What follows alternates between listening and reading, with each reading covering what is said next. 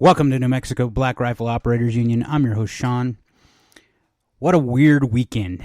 I say that because in northwest New Mexico, it seems like the wind fairy has came, landed, and has not gone away.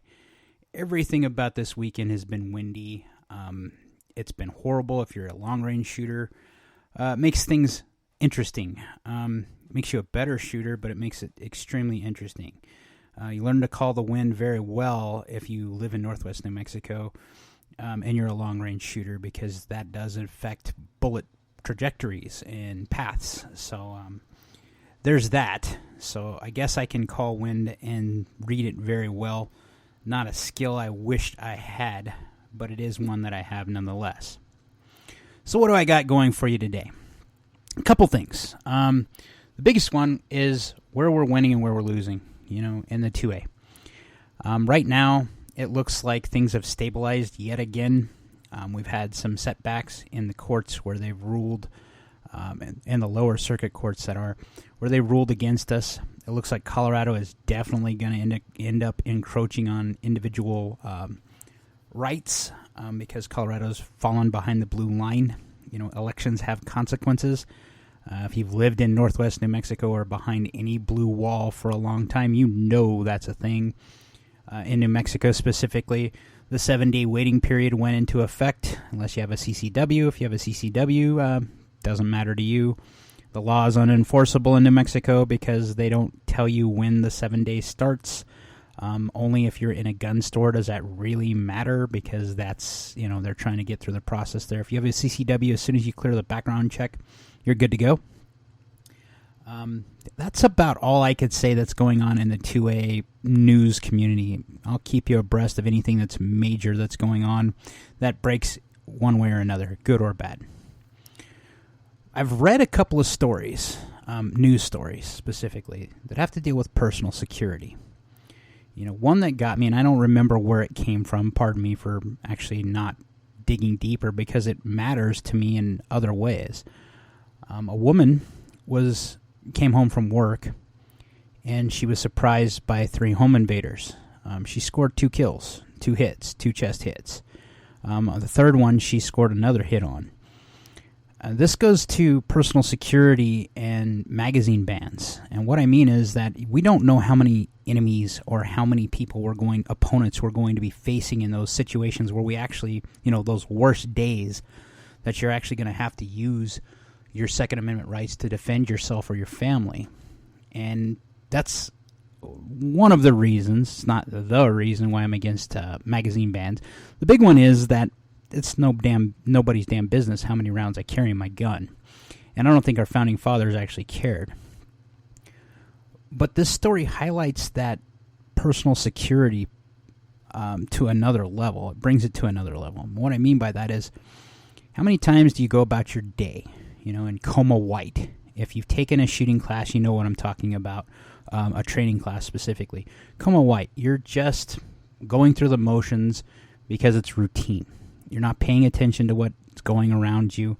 I hate to say this, ladies, you guys are really, really bad about this.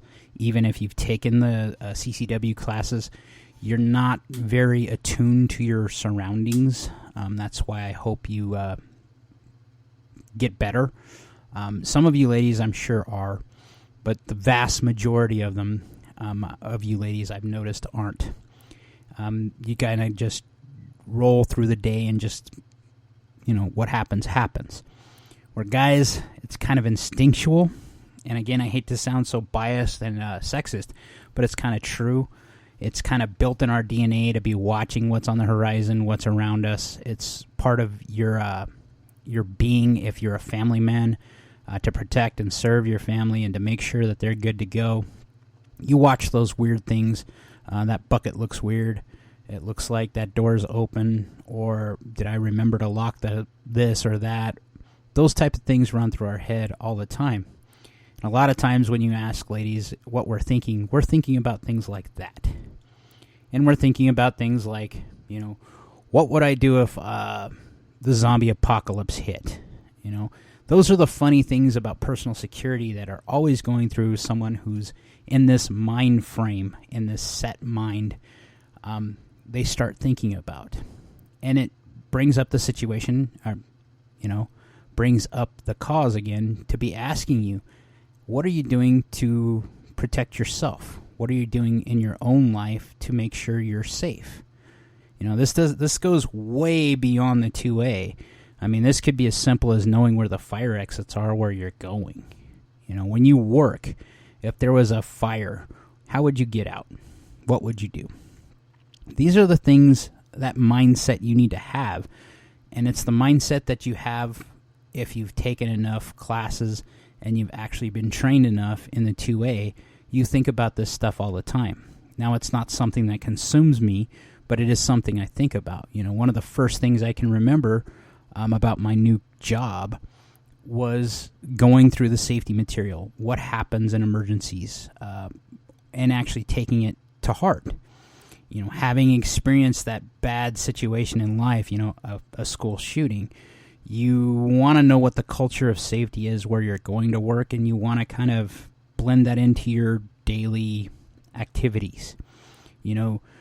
I'm fortunate enough to where they work with an overhead PA system where I'm at, and if there's anything bad, you can hear them announce it over that PA system. But there are a number of other ways that my organization that I work for currently can get alerts out to people. Now, when I say be cautious of your surroundings and have a security mindset and have a personal safety mindset, this isn't something that I believe you should overrule your entire life for, but it's something you should check the checky box of knowing these things so that if something happens, you are only as good as the training you go through. They found that out through law enforcement, through soldiers that have been in combat. They find this time and time again that you're only as good as your lowest level of training, because what you default to is that basic primal instinct to survive. And if you're only relying on your survival instinct and not what tools and avenues you have to get out of the situation you're in, you're behind the 8 ball and you're going to lose. And that's not a place you want to be. It's depressing. And having been in similar situations in my life, having options is always a good thing. Carrying a gun, but not just carrying a gun, knowing how to use it. Being competent enough to take a shot in between people moving. You're not going to get the cleanest shot in a crowded scenario where there's people running to get away from the dude. There's a time and a place to know when you're going to be an active participant, someone who's actively engaged in the fight, and when you're going to be a good witness. Know when both are necessary. That's something that takes a lot of training to know that maybe this isn't the best time for you to act. And there is no other option, but you have to act. Some of us were trained by our upbringing to be those sheepdogs that we're probably going to end up doing something that's going to cost us our life if it gets to that type of situation. But there's that slim possibility that if you train yourself up to that level that you possibly can get to, that you'll get out of it alive. And that's what I'm talking about. Coming home to an empty house a lot of times because, I'm a singleton. There's a meme that's been floating around that says if you've been single for 4 years, you're working on your bachelor's degree for singledom. Well, I must be working on my doctorate or master's degree because I've been single for a long time. My kids, the youngest lives with their mother. The 2 oldest live on their own now. I've been single alone for a lot of my life. I have my animals, my dog, and my cats. That's it. That said, I have alarm systems in my house. I have methods to monitor my house, so I have cameras in my house. I have a good relationship with law enforcement, especially those that are in my neighborhood, the neighborhood patrol. I have a good relationship with my neighbors. Now, why do I have this? Because you need someone else. You need a community around you, and you need to be an active part of that community. I've spent a lot of my life digging holes to where I would isolate myself just to find out later that you actually need those people in your life, not just for those safety things, but you need them to be part of the wider world. You're missing out on a bigger part of the world. And that's what the 2A is actually about, is being able to spread that love of your rights and showing people that, hey, you are not alone in this, and hey, this doesn't make you a weirdo. It just means you're kind of taking the next step into a wider world. Your hobbies may not jive with a uber leftist. That's okay. You're an American. You don't have to jive with those uber leftists. Your individuality is kind of what makes you an American. And that goes to your safety also. Go to a movie. Do you know where the exits are? If a bad dude came in, what would you do? Or bad girl? Those are the things you need to think about.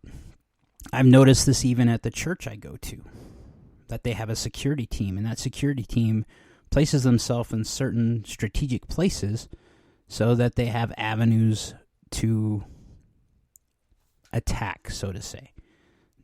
I would say more so to defend. They also know where the exits are. Do you think like that? And if you don't, why don't you? Because, again, I've said this and stressed this many times, and this is from Sonny Pazikis, not me. There is no written guarantee that someone's going to be kind to you, that someone's going to just let things slide. When they're in that mindset of hurting as many people as they can, or they're coming after a target, a particular person, anything that gets in the way is an obstacle. Whether it's you just standing in the way or you defending that person, that's up to you. Which are you going to be? And the better question is, if you are an obstacle, are you going to be able to stop them from overcoming that obstacle to go to their ultimate gains? A lot of these idiots that go in to perpetrate one of these horrible, horrific acts is they're going out there to get a body count, the highest body count they can. Having experienced this type of thing firsthand, you go through a lot of soul searching afterwards. And I've spoken about this many times. What would be different? The day before the shooting that happened in Aztec, had it happened, I would have been in the crossfire. Okay?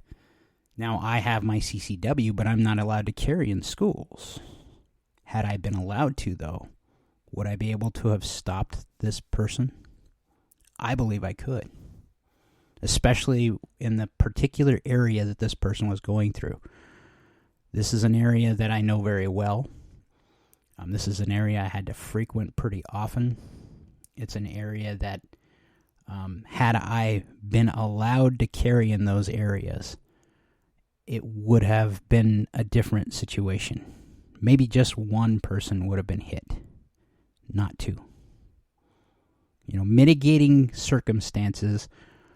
situations are your best option. I've taken several safety classes when I worked for K-12s, and one of the things they talk about in this particular class, was how schools and organizations only take action after something tragic happens. From that point on, it's always risk mitigation. Up to that point, it's prevention. And prevention is usually more expensive than mitigation, because now they're looking at repercussions from the legal perspective of what they could be charged with or what financially they would be held liable for. But before that, they're preventing the situation from ever happening. I'm from the mindset that you should always prevent things from ever happening. If you see that weird person and you greet them, or you acknowledge them, maybe it makes them have a second thought, especially when they see you having enough confidence or how you're carrying yourself, that they realize that something's just a little different. I've noticed people that are very versed in violence, very trained in violence, how they carry themselves is different.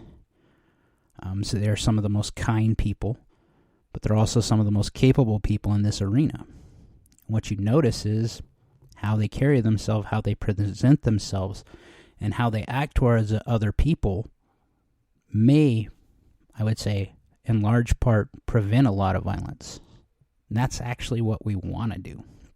Because getting into violence, getting to that nth level of degree of where you're actually going to have to shoot, or run or fight, that type of thing, is the worst option possible.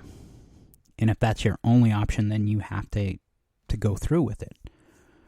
Now, I'm not telling you to be a chicken and run away. That's an individual's choice. But where you can, be armed, be ready. Because, as I've said and Sonny says time and time again, society's not getting any nicer. And you're seeing it. The crime rates reflect it. What would have happened to that poor little girl that was beaten because he wanted to rape her if she had had a gun and was capable of using it? There's those types of things that run through my head. I don't only think about the Roman Empire. To be truthful, I don't actually think about the Roman Empire at all. I think about World War II and history parallels that are going on in our today's society. Today's parallels kind of scare me. You want to know why? Because I look at economically, I look at the radical left, and I see 1929, 1930s Germany, and that we're half a step away from a rising power in my own country, whether it's right or left, is a bad idea. And what I mean by that is if the left goes, we end up in this total totalitarian situation. If it's the right, we can end up with the same thing, but the exact opposite, meaning that your rights and freedoms are stripped for another reason, for the greater good, as they see it. Any organization that strips your rights, that's what they push towards. That's why I am such an ANCAP. COVID woke me up a lot and realized that believing the government's going to take care of you in any way, shape, or form is not a thing. The best option you have is first, pray. Second, be ready to fight. Be ready to take on the situation yourself, because no one's coming to save you. Like, share, subscribe. Most importantly, be great.